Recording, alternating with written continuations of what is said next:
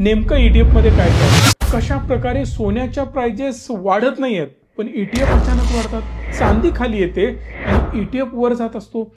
नमस्कार, मी संकेत आवटे। एक मोठा खुलासा, मोठा गौप्यस्फोट पुन्हा एकदा, कारण लास्ट व्हिडिओला तुम्ही खूप चांगला प्रतिसाद दिला। गोल्ड मध्ये नेमकं काय चालू आहे आणि गोल्डला वर किंवा खाली घेऊन जाण्यासाठी कोण प्रयत्न करत आहे आणि पुढे जाऊन नक्की सोन्याचं काय होईल याची संपूर्ण माहिती मी त्या व्हिडिओमध्ये दिलेली आहे। त्याची लिंक मी डिस्क्रिप्शन मध्ये देतो, इथे आई बटन मध्ये सुद्धा असेल, एकदा क्लिक करून तो व्हिडिओ सुद्धा बघा जसा हा व्हिडिओ पूर्ण होईल।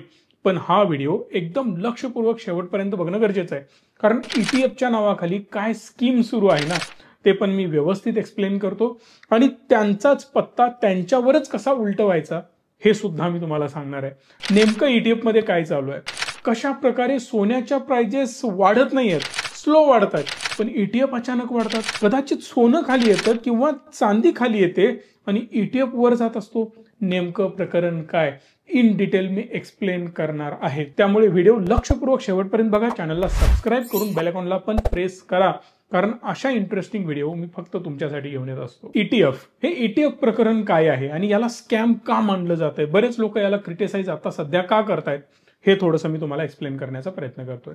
ईटीएफ एक्सचेंज ट्रेडेड फंड, जसं म्युच्युअल फंड असतो तो आपण बाय करतो, कुठूनही बाय करू शकता, लाईक डीमॅट अकाउंट मधून बाय करू शकता, पेपर फॉर्मॅटमध्ये तुम्ही बाय करू शकता, फॉर्म वगैरे भरून कॅम्स कार्वी किंवा आमचा प्लॅटफॉर्म रिच मी आहे त्याच्यावर तुम्ही जाऊन बाय करू शकता। वेगवेगळ्या प्लॅटफॉर्मवर तुम्ही जाऊन म्युच्युअल फंड्स बाय करू शकता, पण हा मात्र फक्त डीमॅटवरच तुम्हाला ईटीएफ बाय करता येतो।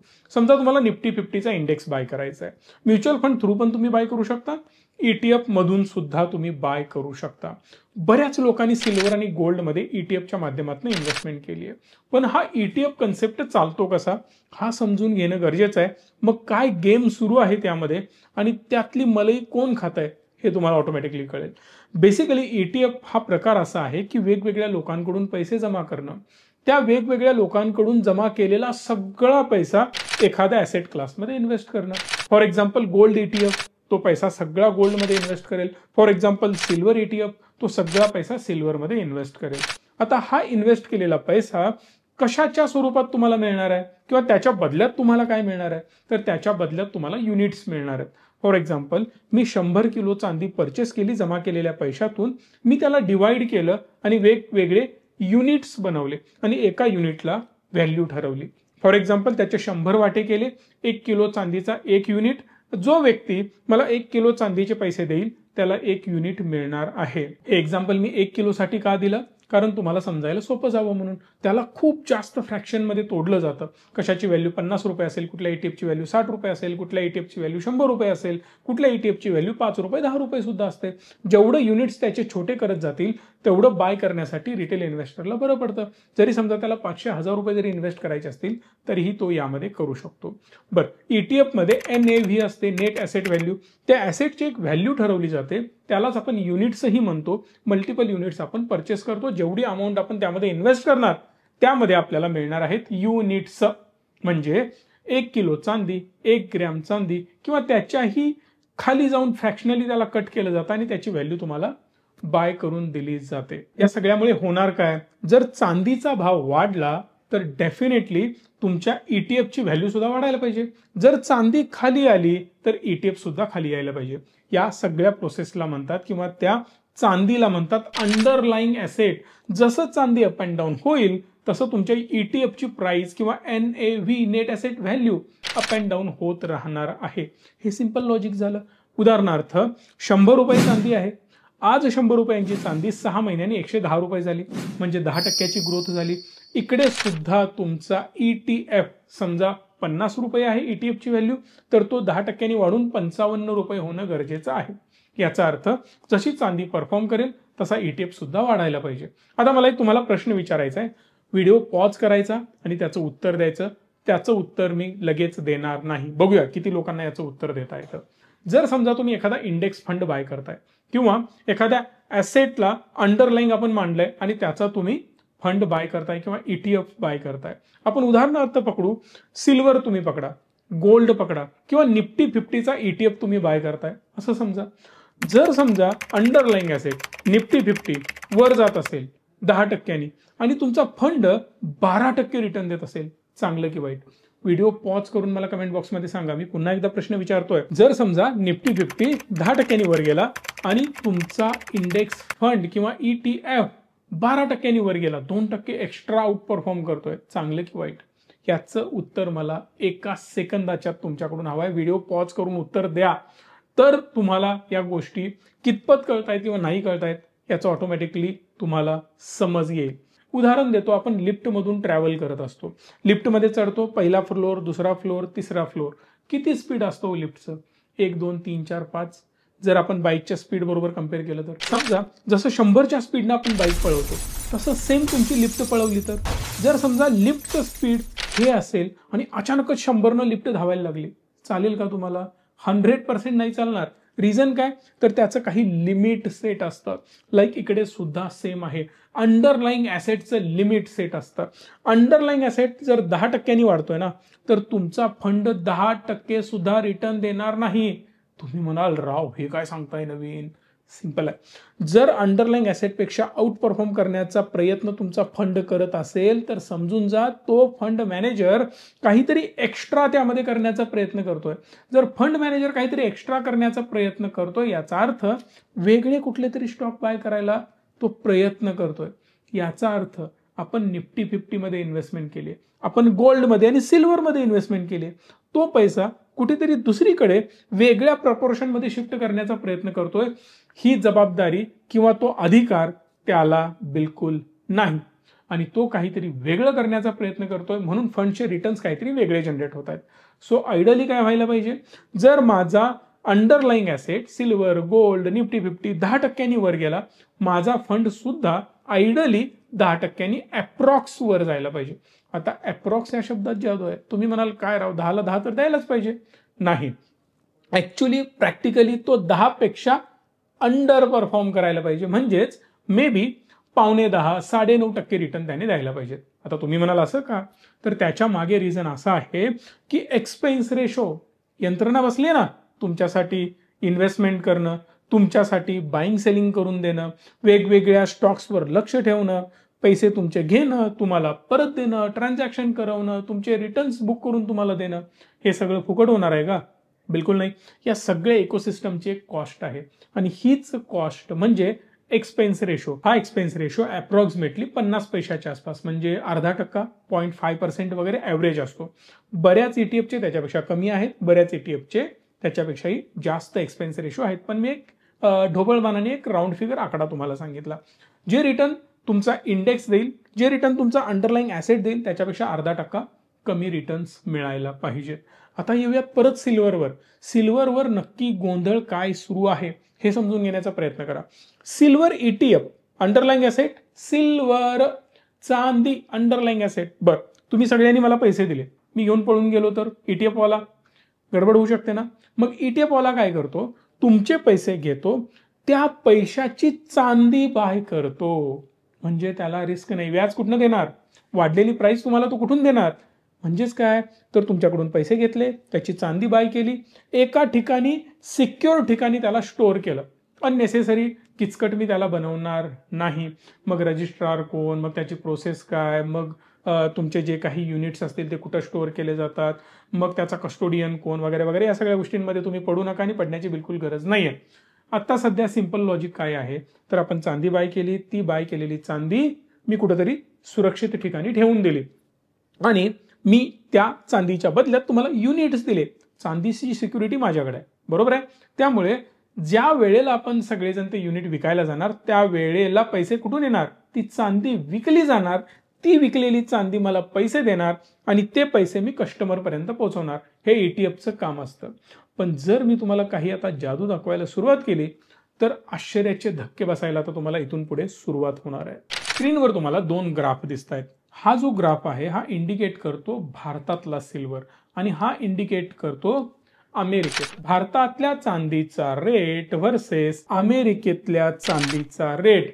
आता तुम्ही म्हणाल, साहेब आपण तर अमेरिकेच्या पुढे आहोत, म्हणजे आपली अर्थव्यवस्था जबरदस्त परफॉर्म करते आणि म्हणून आपल्याला इथं आपली चांदी पुढे गेलेली दिसते. म्हणजे बघा तुमच्या चांदीचं शायनिंग किती जास्त वाढलंय, असं तुम्हाला वाटतंय का?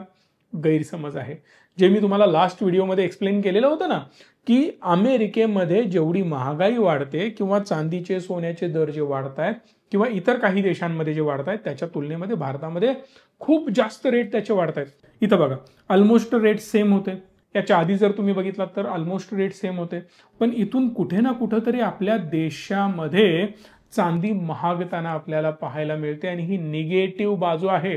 पहिली आणि महत्वाची गोष्ट, 6% इम्पोर्ट ड्युटी आपलं सरकार त्यावर आकारतं.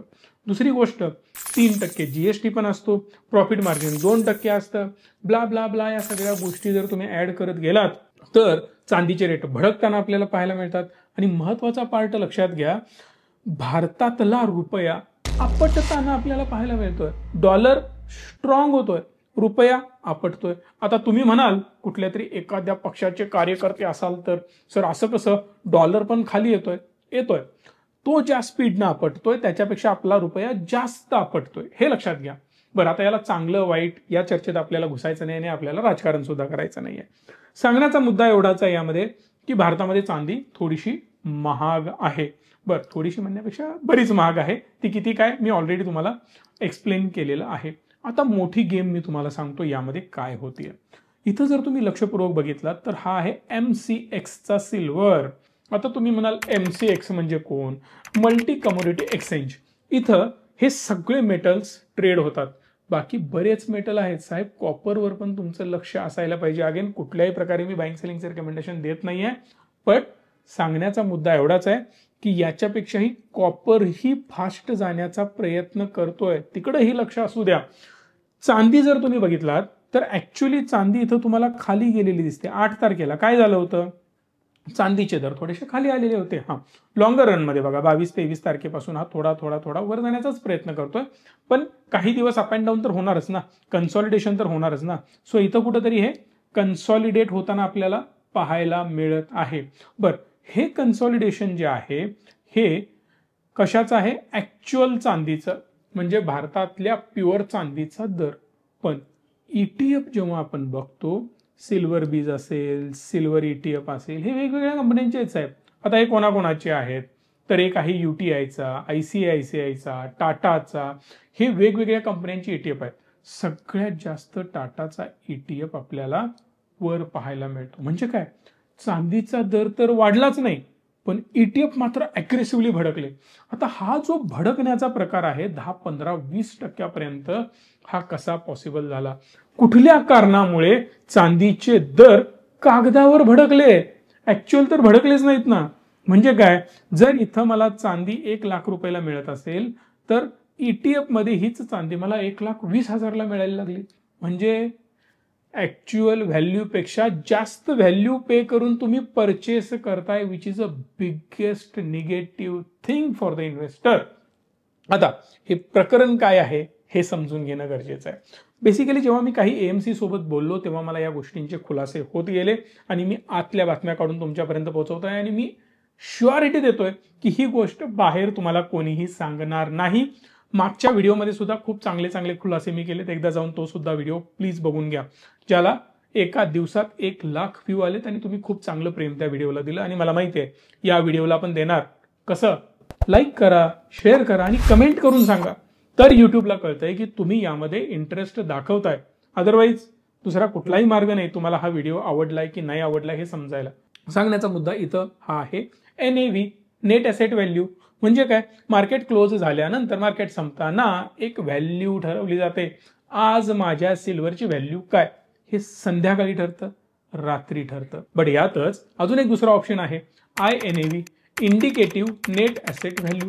म्हणजे काय, प्रत्येक 15 सेकंदाला एक NAV डिफाईन होते. आता याचा वापर खूप चांगल्या प्रकारे तुम्हाला करता येऊ शकतो बरं का. याला जर थोडंसं इंग्लिशमध्ये तुम्हाला सांगायचं असेल तर real time estimate of an ETF's value per share. This value updates every 50 seconds during trading hours. आता याचं लॉजिक मी तुम्हाला सांगतो आणि याचा वापर कसा करायचा हे पण मी सांगतो. INAV प्रत्येक 15 सेकंदाला तुम्हाला मिळते. बरं, मला रिअल व्हॅल्यू जरी माहिती आहे ना, ऍक्च्युअल व्हॅल्यू जरी माहिती आहे ना, 100 रुपयांचा पेन आहे, 100 रुपयांचं घड्याळ आहे. आता 100 रुपयांचं घड्याळ एक व्यक्ती मला म्हणतोय 110ला घेतोस, 115ला घेतोस. म्हणजे काय, ₹15 जास्त घेतोय तो माझ्याकडून, इथंच मला कळतं. सो NAV ट्रॅक करणं गरजेचं आहे. पण तोच माणूस जर मला म्हणत असेल ₹90 घेतोस, बिंदास डोळे झाकून, बिकॉज ऍक्च्युअल घड्याळाची व्हॅल्यू ₹100 आहे, चांदीची व्हॅल्यू ₹100 आहे, पण मला ₹95 मिळते. त्यावेळेला एक छोटासा गेम आपण तिथे जाऊन खेळू शकतो आणि चांगल्या प्रकारे लो लेवलला इन्व्हेस्टमेंट इथे करू शकतो. बेसिकली तुम्ही काही लेवल्सवर ऑब्झर्व सुद्धा कराल. आता ती गोष्ट मी तुम्हाला ॲडव्हान्स लेवलवर घेऊन जातोय आता आणि तिथं दाखवतोय. जर तुम्ही इथे ऑब्झर्व केलं तर तुम्हाला कळेल की चांदीची ॲक्च्युअल व्हॅल्यू MCX व्हॅल्यू वर होती, पण माझा ETF खाली होता. ही सगळ्यात मोठी गोष्ट आणि सगळ्यात बेस्ट गोष्ट आहे. ज्या लोकांना इन्व्हेस्टमेंट स्मार्टली करायचं असतं ना, ती लोक अशा ठिकाणी इन्व्हेस्टमेंट करतात.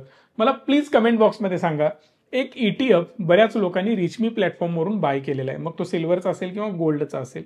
कुठल्या कंपनीचा, कुठल्या AMCचा तुम्ही केलाय आणि कुठली AMC सगळ्यात जास्त आज प्रीमियमवर आहे, एकदा प्लीज मला कमेंट बॉक्समध्ये सांगा. सगळ्या जगाला कळू दे की ज्या लेव्हलला आम्ही रिसर्च करतो ना, काबिले तारीफ आहे. कधी कधी स्वतःचे पण पाठ थोपटणं गरजेचं आहे. सो या सगळ्यामधून आतली बातमी अजून एक कळाली की कंपन्यांना सिल्वर फिजिकली बाय करण्यासाठी पर्याय मिळत नाहीये किंवा सिल्वरचं शॉर्टेज आहे.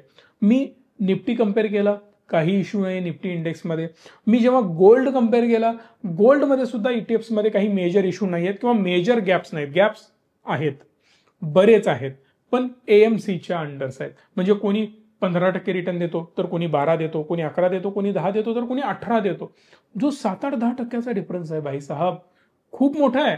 कारण जर तुमची AMC एका अंडरलाईन ॲसेटवर काम करते, तर बाकी लोकांबरोबर तुमचे ॲटलिस्ट रिटर्न अप्रॉक्सिमेटली मॅच व्हायला पाहिजेत, थोडे मॅच व्हायला पाहिजेत. मी 100% बिलकुल म्हणणार नाही, कारण प्रत्येकाचा एक्सपेन्स रेशो मॅनेज करण्याची थोडीशी पद्धत, थोडेसे ग्लिचमध्ये येऊ शकतात, काहीतरी गोष्टी मध्ये होऊ शकतात.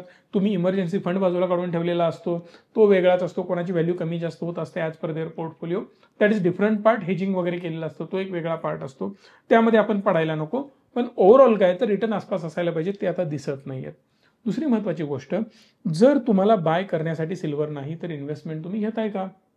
बरं, जरी घेणार असाल तर त्याच्यावर सोल्युशन तुमच्याकडे असायला पाहिजे होतं. तेवढा स्टॉक तुम्हाला उचलण्याची तयारी तुम्ही दाखवायला पाहिजे होती. मार्केट पुश केलं जात आहे, सप्लाय करा. मार्केट पुल केलं जात आहे, तर तिथं सुद्धा डिमांड क्रिएट करा. ही कोण करणार? तुम्हीच करू शकता. म्हणजे कोण? जी कंपनी ETFs मॅनेज करते ती कंपनी, त्यांनीच हे सगळं करणं गरजेचं आहे. आणि यावर मी पुन्हा एकदा सेबीला रिक्वेस्ट करेन आणि रेग्युलेटरला सुद्धा आपल्या रिक्वेस्ट करेन. जे लोक या सगळ्या गोष्टीमध्ये इन्व्हॉल्ड आहेत, मेजरली सेबीज आहे, पण अजून काही रेग्युलेटर सुद्धा यामध्ये येतात, त्या लोकांनी सुद्धा यावर लक्ष ठेवणं गरजेचं आहे आणि याला प्रॉपर रेग्युलेट करणं गरजेचं आहे. इमॅजिन करा साहेब, ज्या लोकांनी इथं टॉपला इन्व्हेस्टमेंट केलेली असेल, काल परवा 2-3 दिवसांमध्ये आमच्याही बोर्डलाईन नंबरवर बरेच कॉल येतात, मला सिल्वर गोल्डमध्ये इन्व्हेस्ट करायचं आहे.